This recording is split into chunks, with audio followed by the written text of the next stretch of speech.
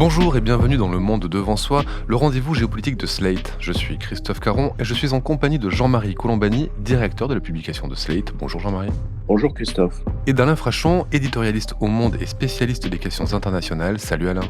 Bonjour Christophe. L'an dernier, il avait préféré annuler, se sentant trop en difficulté, mais ce 14 décembre, Vladimir Poutine a renoué avec la tradition de la conférence de presse télévisée annuelle. Journalistes et citoyens, soigneusement sélectionnés par le Kremlin, ont pu pendant 4 heures poser leurs questions, elles aussi soigneusement sélectionnées par le Kremlin. Le président russe, officiellement candidat à sa succession depuis le 8 décembre, s'est réjoui de la bonne santé économique de la Russie, s'est montré confiant quant à l'issue de la guerre en Ukraine, dont il a rappelé l'objectif, dénazifier et démilitariser le pays, et lui imposer un statut de neutralité. Un objectif, dit-il, qui sera négocié, je cite, ou obtenu par la force. Et au même moment se tenait à Bruxelles un sommet des chefs d'État européens. Au menu, l'aide à l'Ukraine et surtout son adhésion à l'Union. Alors si la première, l'aide à l'Ukraine, est bloquée à cause du veto du Hongrois Viktor Orban, la seconde est en bonne voie. Le président du Conseil européen, Charles Michel, l'a annoncé, l'Union accepte officiellement l'ouverture de négociations en vue de l'intégration de Kiev. Kiev, par ailleurs, en grande difficulté face à l'agresseur russe sur le terrain, on en parlera. Mais pour commencer, Jean-Marie, Alain, Vladimir Poutine a donné, ce jeudi 14 décembre, l'image d'un autocrate serein, bien loin du Poutine qui semblait aux abois il y a encore quelques mois. Est-ce qu'il est en train de gagner la partie sur le front ukrainien ? Sur le front militaire, je ne sais pas, parce que même si la contre-offensive du printemps, de l'été, de l'automne des Ukrainiens le long des 1000 kilomètres de front n'a pas débouché sur une récupération significative de terrain par les Ukrainiens, il ne semble pas non plus que les Russes aient beaucoup progressé. Mais enfin, ils commencent leur campagne de bombardement de l'hiver. Ils continuent, mais ils vont l'accentuer cet hiver, comme ils l'ont fait l'hiver passé, en visant les centrales électriques, les systèmes de chauffage, et particulièrement Kiev. Voilà ce qu'on peut dire de l'état de la situation. Les Ukrainiens le disent ouvertement, ils manquent de munitions, ils n'en ont pas assez, ils n'en fabriquent pas assez, ils n'en importent pas assez, parce que les stocks, semble-t-il, ne sont pas remplis non plus dans l'Union européenne, parce que les États-Unis donnent à Israël beaucoup de missiles et le type de munitions qui d'habitude allaient sur le front ukrainien. Et puis aussi parce qu'il semble qu'il y ait des discussions, des débats au sein de la direction ukrainienne. Pour tout ça, le moral n'est pas très élevé à Kiev et donc le moral est au beau fixe à Moscou. Il est au beau fixe à Moscou, d'autant que visiblement toute opposition est neutralisée depuis la fin de Prigojine, Jean-Marie, et que le peuple russe n'a pas l'air finalement de trop souffrir des conséquences de cette guerre. En tout cas, ce qu'il faut voir, c'est que si on se souvient de la séquence Prigojine, où Poutine était quand même aux abois et il était à 2 doigts de perdre le pouvoir, puisque si Prigojine avait rallié à lui, comme il l'espérait, un certain nombre de généraux, le sort des armes des rebelles aurait eu raison de Vladimir Poutine. Et Prigojine ayant été éliminé de la manière que l'on sait, c'est-à-dire cet accident d'avion miraculeux qui lui a coûté la vie, les choses sont rentrées dans l'ordre et on a eu droit à un Poutine sûr de lui et dominateur, d'une parfaite condescendance vis-à-vis des Occidentaux, auxquels il a expliqué que tous ceux qui cherchaient à négocier perdaient leur temps, puisque la négociation n'était pas à l'ordre du jour, selon lui. Donc un Poutine qui se voulait vraiment triomphant, à la fois patelin et avec suffisamment de désinvolture pour incarner un pouvoir presque débonnaire, alors que la réalité est évidemment tout autre. On songe d'ailleurs à la disparition de son opposant Navalny dans les jours qui ont précédé. C'est vraiment un personnage en contrôle de la situation qu'il a voulu présenter. Et puis, il a réaffirmé, au fond, les buts de guerre de la Russie sur l'Ukraine, c'est-à-dire la quasi-disparition de l'Ukraine, puisqu'il est question toujours de dénazifier. Et donc, si on dénazifie, on change le gouvernement, bien évidemment. Et ensuite, on veut une Ukraine démilitarisée, c'est-à-dire une Ukraine qui, sur le plan de la souveraineté, n'existe plus. Circuler, il n'y a rien à voir. Donc, tous ceux qui se sont précipités à la faveur de ce regain de force de Poutine pour dire il faut négocier, on n'aurait jamais dû arrêter de négocier, on aurait dû continuer à lui parler, il faut aller vers lui, vraiment ont été d'une certaine façon renvoyés dans leur but par Vladimir Poutine lui-même. Voilà, après, la population russe, ça reste évidemment un mystère. C'est un pays qui est quand même jusqu'à présent, qui a toujours été au fond assez réfractaire par rapport aux idéaux démocratiques, même si ils y ont cédé quelques mois en 1917 et quelques années de façon plus récente après la chute du mur. Mais le naturel autoritaire est vite revenu, de la part en plus d'un président Poutine qui se compare volontiers au tsar, et notamment au tsar Nicolas Ier. Donc on a là un paysage qui, pour le moment, n'offre aucune issue. Alors sur la situation économique, c'est très difficile d'y voir clair parce que les sanctions ont un effet, mais cet effet a été quand même largement compensé par l'ouverture forcenée de commerce avec la Chine et de vente d'hydrocarbures à des pays qui font partie de ce que l'on appelle le Sud global aujourd'hui et qui sont en fait des satellites ou disons des pays proches de la revendication poutinienne et chinoise d'un nouvel ordre mondial qui ne soit plus l'ordre issu de la Deuxième Guerre mondiale. Alors justement, ces sanctions économiques et la situation économique de la Russie, il y a eu beaucoup de questions par rapport à la vie quotidienne, au prix des choses en Russie. Alors ce sont des questions évidemment qui sont filtrées par le Kremlin, mais en tout cas ça a été un des angles de cette conférence de presse, un des thèmes de cette conférence de presse. Les chiffres qui ont été donnés, c'est une inflation entre 7,5 et 8%, ce qui est quand même assez important, et une croissance annoncée à 3,5%, croissance, comme vous l'avez dit Jean-Marie, qui est surtout liée à la vente d'hydrocarbures. Pour autant, ces sanctions sont-elles vraiment inefficaces, Alain, dans le sens où quand même elles prive la Russie de l'accès au système bancaire international et qu'elle lui donne du retard sur d'autres secteurs technologiques? Sans doute, mais ce qu'on retiendra de cet épisode sanctions, et il y aura sûrement des thèses de doctorat sur ce sujet, ce qu'on retiendra, c'est que elles n'ont pas du tout eu le résultat qu'on nous avait annoncé. Souvenez-vous, il y a 2 ans, en mars, en avril 2022, on nous expliquait que la Russie allait être à genoux, que les compagnies étrangères partiraient, d'ailleurs elles sont parties, et que la Russie allait se trouver dans une situation catastrophique. Je crois qu'un ministre français avait dit on va la mettre en faillite, la Russie. Ben non, elle n'a pas du tout été en faillite. Elle n'a pas été en faillite pour une raison première qu'on oublie tout le temps, c'est que c'est un pays riche, la Russie. C'est un pays qui a des réserves, même si une partie de ses réserves, la moitié de ses réserves, quelques 350 milliards de dollars ont été gelés. Il lui en reste au moins autant, et c'est un pays qui a absolument tout. C'est un scandale géologique. Il y a tout, tous les métaux précieux. Je ne parle pas seulement le gaz et le pétrole, l'agriculture et l'agriculture tropicale comme les autres. Il y a tout. C'est le plus grand pays du monde et potentiellement le plus riche. Les Russes sont pauvres. Les Russes sont pauvres, et c'est un pays de 142 millions d'habitants.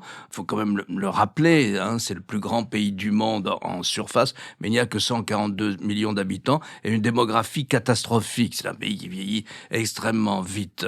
Donc c'est très largement aussi un pays de retraités, qui a perdu beaucoup de cadres et beaucoup de jeunes. Sans doute à peu près 1 million de jeunes Russes sont partis à l'étranger du fait de la guerre que mène Vladimir Poutine. Mais enfin, les atouts sont là. Les atouts, c'est au pire le gaz et les hydrocarbures, et les sanctions n'ont pas marché, elles ont été contournées au sein même de l'OTAN, de l'Alliance Atlantique. Au sein même de l'Alliance Atlantique, vous avez un pays comme la Turquie qui est un pays clé pour le contournement des sanctions. Si vous prenez un État comme l'État des Émirats Arabes Unis, où Poutine s'est rendu triomphalement la semaine dernière, il a été aussi en Arabie Saoudite, il a été accueilli en vedette internationale. Eh bien, si vous prenez l'État des Émirats Arabes Unis, c'est un État qui accueille toutes les sociétés écrans qui permettent de contourner les sanctions. C'est-à-dire que les sociétés sont installées à Abu Dhabi ou bien à Dubaï, et ce sont des sociétés qui portent une nationalité quelconque. Elles importent tout ce dont la Russie a besoin et que la Russie ne peut plus importer en provenance du Japon, d'Europe ou des États-Unis. Et ensuite, Jean-Marie le rappelait, sur le plan des armements, la Russie a été en difficulté. Maintenant, elle a rétabli son industrie d'armement, et ils font les 3-8, et ils produisent comme un pays qui est en guerre doit produire. Ils produisent des munitions dont ils ont besoin. Mais sinon, il y a une chaîne qui s'est installée. Vous avez l'Iran qui fournit des drones, et maintenant il va y avoir une usine de drones iranien mais installé en Russie avec un perfectionnement russe. Vous avez la Corée du Nord où s'installe là aussi une chaîne de transactions d'armement. Et puis bon, la Chine qui doit aider ici et là aussi. Donc c'est pas vrai. Et 3% de taux de croissance sens, on aimerait bien les faire, entre parenthèses, nous, hein, on les fait pas. Alors, 3%, c'est le chiffre que donne la Banque mondiale. Poutine a dit 3,5%. Il reste qu'il y a une forte inflation. Si vous faites une croissance de 3,5%, mais si elle est bouffée par l'inflation, ça veut dire que la vie quotidienne est difficile. Et l'inflation se situe, je crois, à 7,5%. Voilà la situation qui, pour autant qu'on puisse savoir exactement qu'est celle de la Russie. C'est l'éternel problème des sanctions. Nulle part les sanctions, sauf peut-être vis-à-vis de l'Afrique du Sud. Mais sinon, le plus grand exemple de pays régulièrement et systématiquement sanctionné, c'est quand même Cuba. Et Cuba, je ne sache pas que la famille régnante ait été empêchée de régner. Au contraire, Fidel Castro a conforté son pouvoir au fur et à mesure que son pays était isolé par les États-Unis. Et pourtant, elles sont nécessaires parce qu'on ne voyait pas les Américains et les Européens rester les bras ballants et continuer à commercer comme si de rien n'était avec la Russie. Donc il y a en effet une part de sanctions financières qui touche les affidés de Poutine au portefeuille. Mais je me faisais la réflexion suivante, c'est que le propre de ces dictatures qui n'ont que le mot identité, souveraineté à la bouche, qui nous parlent de redressement, qui vont corriger le déclin, sont au contraire les instruments implacables du déclin. Et la façon qu'a Poutine de masquer le déclin russe, qui est réel, qui est démographique, comme l'a rappelé Alain, qui est aussi économique. L'économie russe aujourd'hui, elle pèse peu dans le monde, elle pèse très peu. Et donc, la façon qu'ont les dictateurs de masquer le déclin auquel ils apportent leur pierre, c'est évidemment les aventures extérieures, c'est les aventures guerrières. Moi, je me souviens d'une conversation d'un des envoyés de Poutine au tout début de son règne, qui était venu au journal Le Monde, donc nous voir pour nous vanter la personnalité de Poutine et de nous dire à quel point il fallait l'écouter, le suivre et lui faire confiance parce que, nous expliquait-il, il était un De Gaulle russe. Il allait être à la Russie ce que De Gaulle a été à la France. De Gaulle avait compris simplement qu'il n'était pas un dictateur. De Gaulle avait compris qu'il fallait en passer par la décolonisation pour sortir justement d'une spirale déclinante et pour relancer, redresser le pays, il fallait engager la décolonisation. Et Poutine fait exactement le contraire. Pour soi-disant sortir du déclin qui est réel, il recolonise, il entame une période de recolonisation. C'est exactement le contraire. Donc, je pensais, n'est pas De Gaulle qui veut, quoi. C'est exactement l'illustration de ce que peut une démocratie d'un côté et de ce à quoi conduit inexorablement une dictature de l'autre. Et pour compléter ce que vous dites sur cette comparaison avec De Gaulle, lors de la conférence de presse de Poutine ce jeudi 14 décembre, il a eu une autre comparaison. Il a comparé les dirigeants européens au maréchal Pétain qui avait fait le choix de la collaboration avec Washington. Collaboration avec Washington, enfin en tout cas, c'est ce qu'il a dit. Et il faudrait qu'il révise ses livres d'histoire. Oui. Je vous vois là perplexe, mais c'est ce qu'il a dit. Dieu merci, nous n'avons pas été libérés par l'armée rouge. Et donc, nous avons échappé au sort funeste d'un certain nombre de pays d'Europe dits de l'Est qui ont subi le rideau de fer pendant tant d'années. Juste un mot sur cette conférence de presse, sur les objectifs, sur la manière dont il a rappelé son ambition. Je suis frappé par le fait qu'on ne prend pas ces mots assez au sérieux. On ne prend pas ces mots assez au sérieux. Poutine a dit, si on traduit, « je veux Kiev ». C'est ça que ça veut dire. Je veux Kiev. Je veux un changement de régime à Kiev. Alors quand c'est les autres qui veulent un changement de régime ici ou là, on entend la communauté internationale se manifester, on crie au scandale. Non, je veux Kiev. C'est-à-dire c'est Budapest 1956, c'est Prague 1968. Non, ce pays n'a pas droit à l'indépendance. Certes, nous avons signé l'indépendance. Certes, nous avons juré que nous protégerions les frontières de l'Ukraine dans différents traités, dans plusieurs traités. Mais fondamentalement, je n'en veux pas. Je ne veux pas que ce pays soit un pays qui échappe à la botte russe. La dénazification, c'est ça que ça veut dire. Ça veut dire je veux Kiev. Or, je vous rappelle qu'on ne prend jamais Poutine assez au sérieux. Certes, il est méprisant, certes, il est condescendant, mais il faut prendre son discours au sérieux. Il veut Kiev, rien de moins. C'est ça que ça veut dire, un changement de régime. Et d'autre part, on n'a pas fait attention non plus à ce qu'il a dit sur Odessa. Il veut Odessa. C'est affiché tel quel.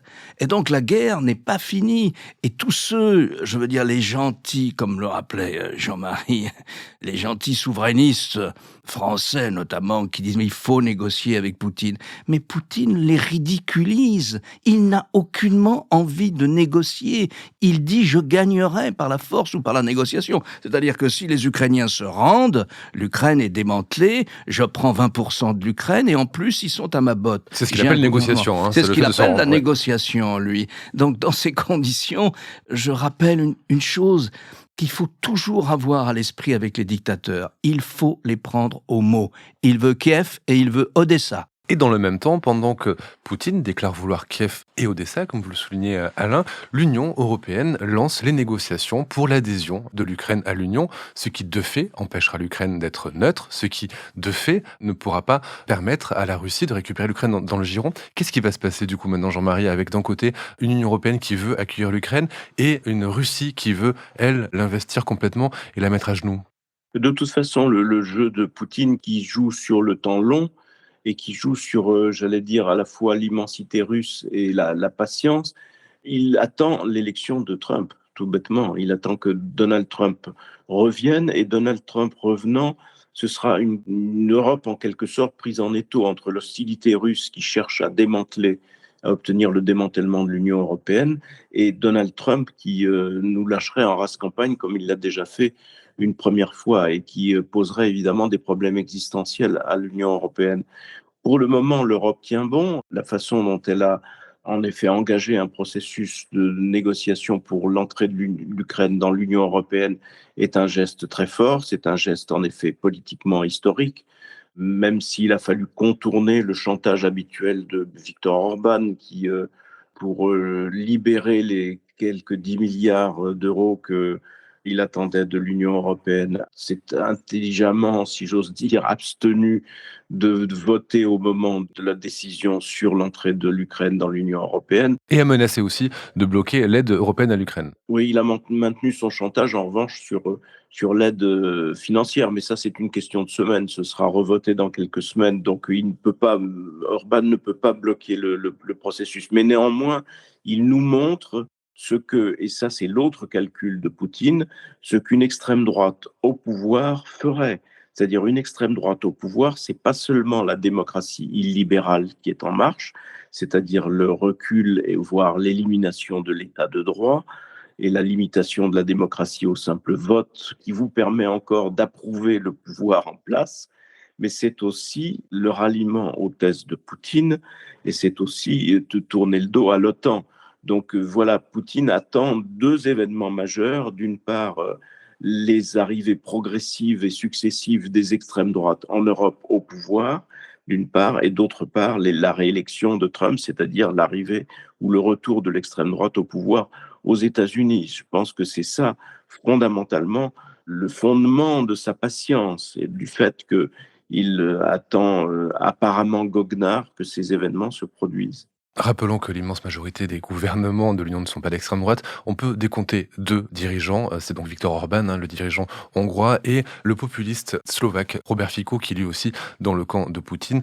Pour l'instant, 2 sur 27, c'est une extrême minorité, mais vous avez raison, c'est quelque chose qui peut être en point de bascule. Alain. Sans doute ce qu'il y a quand même de plus étonnant dans cette histoire, parce que au fond, on est relativement habitué à une extrême droite européenne qui est appuyée par Moscou. Je vous rappelle des phrases que l'on connaît, des scènes filmées où on voit Madame Le Pen folle de joie, rayonnante de bonheur dans le bureau de Vladimir Poutine, et encore ajoutant qu'au fond, elle partage son idéologie, ce sont ses termes, mais nous partageons ses valeurs et son idéologie. Et donc, on sait à quoi s'en tenir sur leur conception de l'indépendance nationale de ce côté-là. Le plus étonnant, ça reste quand même la transformation du Parti républicain. Parce que voilà un pays, les États-Unis, qui sont au fond presque, je ne dis pas totalement, mais qui sont assez largement paralysés dans leur politique étrangère. Pendant longtemps, la tradition, c'était qu'il y avait une sorte de tronc commun, de socle commun aux États-Unis entre le Parti démocrate et le Parti républicain sur la scène internationale, sur ce que doivent être les États-Unis sur la scène internationale. Par exemple, le Parti républicain pensait pendant très longtemps, comme le Parti démocrate, qu'il était important et de l'intérêt des États-Unis d'avoir des alliances à l'étranger du type de celle de l'OTAN, par exemple, mais aussi au Japon, mais aussi avec la Corée du Sud. Eh bien, aujourd'hui, vous avez un homme qui est la vedette du Parti républicain qui, lui, pense que l'OTAN est obsolète et qu'il faut en sortir. Alors, pour en sortir, il faudrait un traité, donc il aura du mal, parce que je ne pense pas qu'il y ait une majorité au Sénat pour sortir de l'OTAN. Mais enfin, voilà, c'est une sorte de désarmement culturel, si vous voulez. Et vous avez maintenant des républicains qui étaient encore une fois, et c'était le parti qui portait haut et fort le flambeau de l'internationalisme américain, et de l'interventionnisme américain aussi, qui chicane pour voter 55 milliards de dollars d'aide à l'Ukraine. Alors, il faut toujours avoir en tête que c'est du bidon, ça. Et c'est pas ça leur problème. C'est pas 55 milliards leur problème. Ça a l'air d'être une somme énorme. C'est 0,33% du PIB américain et c'est moins de 1% du budget fédéral. Donc de quoi on parle? Si vous voulez, on parle de rien. Non, ils utilisent la politique étrangère à des fins intérieures. Et ils manifestent, et c'est là aussi où c'est quand même étonnant, ils manifestent une profonde admiration pour, je cite Donald Trump, le type de leadership qu'incarne Vladimir Poutine. Là, tout de même, on est stupéfait devant ce phénomène qui déstabilise très largement la politique étrangère américaine et surtout la parole des États-Unis. Que valent les engagements d'un président démocrate lorsqu'on sait qu'un président républicain va s'asseoir dessus ? Puisque vous parlez de la politique étrangère américaine, je voudrais revenir et changer maintenant de zone dans le monde, mais revenir sur cet échange qu'il y a eu entre Biden et Netanyahou. Biden a haussé le ton, a dénoncé des bombardements aveugles. Il était un soutien mesuré, mais quand même indéfectible d'Israël. Et là, on sent quand même qu'il a un discours plus ferme. Est-ce que c'est pour des raisons de politique intérieure, parce qu'on sait que ça lui coûte intérieurement, ce soutien conditionnel à Israël, ou est-ce qu'il y a autre chose derrière, Jean-Marie ? Ça, c'est très difficile de le dire parce que dans cette situation, ce que je crains beaucoup pour Joe Biden, c'est que le public, une partie du public américain, notamment de celui qui vote démocrate, ne sanctionne Joe Biden, faute pour lui d'avoir su convaincre ou faire plier Netanyahou. Et je ne vois pas comment il peut faire plier Netanyahou d'ailleurs, parce que dans la foulée, c'est ça qui est nouveau d'ailleurs, je ne pense pas qu'il y ait tellement de précédents, sauf à un moment la relation entre Obama et Netanyahou. Mais aussitôt après les prises de position de Joe Biden, qui étaient très fermes en effet, il y a eu une flopée de déclarations israéliennes de Netanyahou lui-même et de son ambassadrice à Londres, qui a très clairement dit la perspective des deux États, jamais. Et donc, toute la thématique de Netanyahou consiste à dire que tout le mal pour Israël vient des accords d'Oslo. Donc, il faut enterrer les accords d'Oslo et donc revenir d'ailleurs à la politique qu'avait définie Donald Trump vis-à-vis d'Israël. C'est une politique qui tente à valider et à accepter la recolonisation ou l'annexion même de la Cisjordanie, puisque ça, c'est très exactement dans les buts du gouvernement actuel que préside Netanyahou. Donc je ne vois pas où est l'espace des États-Unis pour faire plier Netanyahou, sauf à attendre que le gouvernement Netanyahou tombe, mais il ne peut pas tomber pendant la guerre. Donc c'est ça toute la difficulté que l'on voit. Pourquoi ne peut-il pas faire plier Netanyahou? Parce que le soutien américain ne peut pas s'interrompre dans une situation où l'existence même d'Israël a paru être menacée. On voit mal qu'un gouvernement américain puisse dire, bon ben finalement, on arrête de vous livrer des armes, on arrête de vous défendre parce que vous êtes allés trop loin.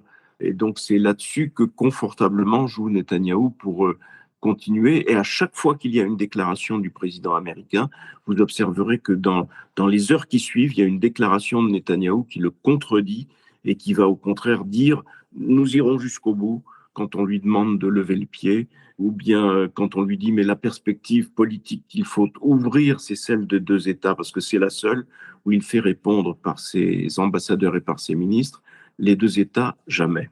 Ce que a souligné aussi Joe Biden, c'est que l'offensive israélienne sur Gaza pouvait éroder le soutien international et rendre plus compliquée la tâche d'Israël dans sa défense. Et je voudrais revenir sur ces mots aussi, c'est les bombardements aveugles. Est-ce que c'est si loin de ce qu'avait dit Emmanuel Macron à la BBC, qui avait autant irrité Israël il y a quelques semaines? C'est la même chose. C'est le même adjectif, indiscriminé. Le président Biden, et ça quand même c'est assez nouveau, le président Biden accuse Israël, ouvrez les guillemets, de bombardement indiscriminé à Gaza. Et donc, voilà, il dit aussi, il faut que Netanyahou change. Le monde entier est en train de se retourner contre Israël. Ce sont les mots du président américain. Il refuse d'entendre parler de 2 États. Et effectivement, Netanyahou a enregistré une vidéo, comme le rappelait Jean-Marie, pour contredire. Il dit jamais, pas question de 2 États, pas question même de demander à l'autorité palestinienne, c'est-à-dire l'autre branche du mouvement palestinien, du mouvement national palestinien, le Fatah, de venir s'installer à Gaza. Alors quoi ? On réoccupe Gaza et on continue à coloniser la Cisjordanie. Ce que les États-Unis sont en train d'affronter, et moi aussi je crois que ça aura des conséquences électorales sans doute négatives, peut-être négatives en tout cas pour Joe Biden, c'est que la campagne de bombardement est telle, le niveau des destructions est tel qu'il est illusoire, effectivement, avant de longs mois, voire plusieurs années, d'imaginer une conférence internationale où Palestiniens et Israéliens, même contraints et forcés par un environnement international, prendraient le chemin de 2 États. Et donc, on va vers une situation où, d'abord, qui est totalement inconnue, parce qu'on ne sait pas ce qui va se passer, mais qui n'est pas favorable à la position de Joe Biden, qui va être difficile à tenir pour Joe Biden. Merci Alain, merci Jean-Marie. Avant de nous quitter, je voudrais vous raconter une anecdote rapportée par Le Monde lors de la conférence de presse de Vladimir Poutine. De nombreuses questions du peuple russe, des citoyens russes à son dirigeant, portées sur des questions pratiques, sur des questions vraiment de vie quotidienne. Je vais vous lire ce que raconte Le Monde. Face à ces adresses, Vladimir Poutine aime à se poser en bon tsar, comblant les manquements des fonctionnaires. Après le message d'écoliers criméens se plaignant du délabrement de leur salle de sport, les présentateurs annoncent 2 heures plus tard que les services municipaux sont en route. Le directeur de la salle, lui, a été convoqué par la police pour un interrogatoire. Voilà comment les choses marchent quand ça ne fonctionne plus en Russie.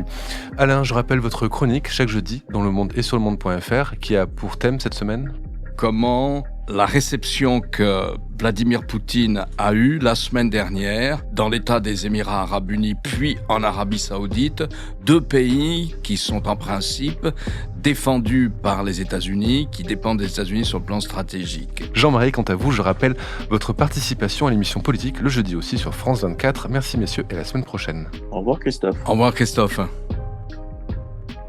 Le Monde devant soi est un podcast produit par Slate Podcast avec Jean-Marie Colombani et Alain Frachon. Direction, production éditoriale, présentation Christophe Caron. Montage et réalisation Aurélie Rodriguez.